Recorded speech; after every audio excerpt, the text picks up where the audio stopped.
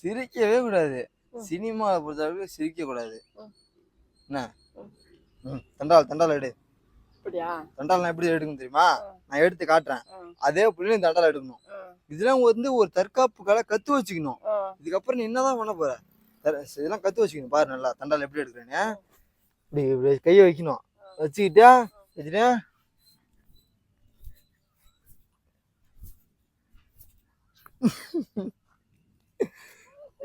சிரிக்கலாம் கூடாது. சிரிக்க கூடாது. தண்டால் எடு. இதான் தண்டால் எடு. நீட்டியா நல்லா குனி அதான் படு. தண்டால்